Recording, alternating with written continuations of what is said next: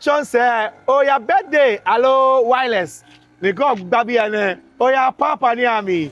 Chon say, be latenu, hello la mami, hello la betelo ya. Mɛni Wɔ Yeɔ. Wɔ Yeɔ Kɛ Gari. Wɔ Yeɔ Kɛ Gari. Apaapa junction emi hello. That will be anything. Yeah, Oloti Street. Oloti Street. Be ni ti be ni ti junction ni gba keje. Oh your mami, hello your wireless, hello oh your papa. Ige Mɛni Wɔ Yeɔ. Wɔ Yeɔ Kɛ Gari. Yɔ Kɛ Gari. Yo awo ya ko ni wona ko ni Yɔ Kɛ Gari. Eya no eha ye bi ene ne ba wa ya eh lole ba ne ba wa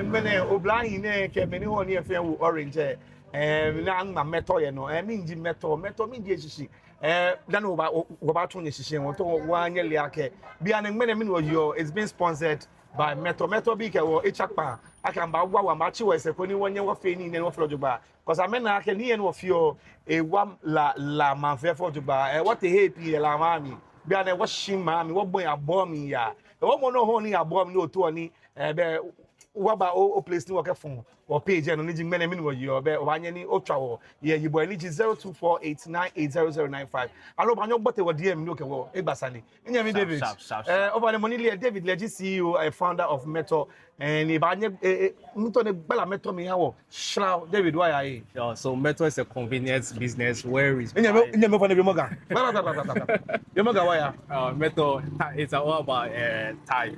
Anytime no to no ko why our WhatsApp page get let about order no friend your WhatsApp page ke akaba sharp between 15 to 20 minutes. Oh okay be liji be nyefe deliver but nya ho ni bi alo je na time. Oh no friend your one. Okay ni benya yo Wɔ Yeɔ Oloti Street and Wɔ Yeɔ la ne no me nyefe la me dinye no juno ni no la me form. Oh wow be no go find one fe la ne la to the world. Yeah, yes sir. That what you no be no buy na ho yo yeah wo buy Wɔ Yeɔ David fan yo enya bo small eh me fe yo le pi o yo le ton 50 David on ejo ma ko pe cho na do bla na ejo mo e bi ene wa o fa le mi jo gbe ni mi no lo small ni he mo ye bi ene o ha cho mo fina na ne wa ni small ni ma he yo e bi enji ake bi e neat ni ko ba won e no fe no ye neat ni yo ko ba eyan ni bo for him o ba mi here 8 to this day inya ma ye pie wo 8 to this your pay AC this kemi ni Kamadan 10 to this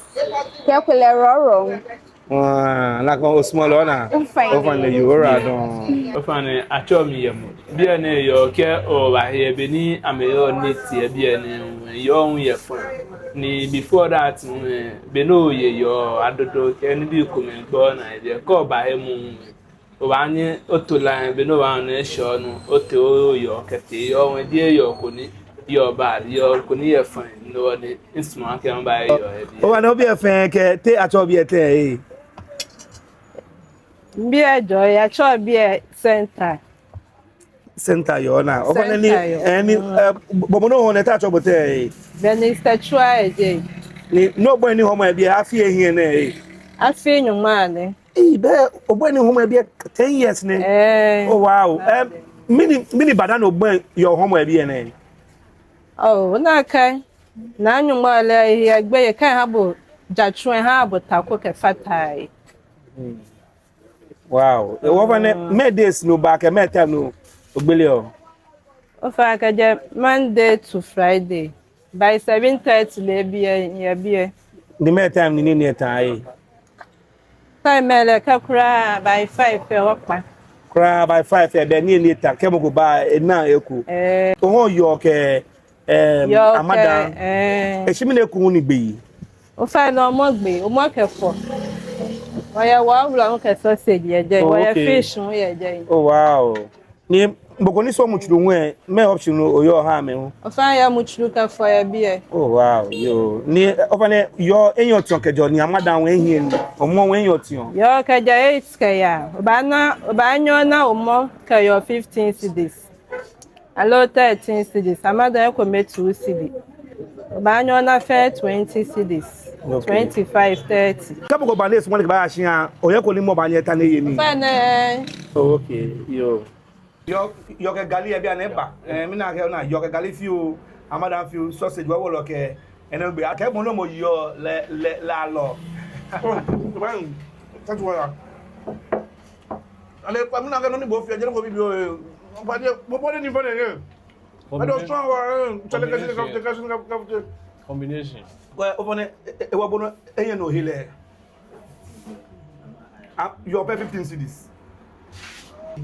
Cut it.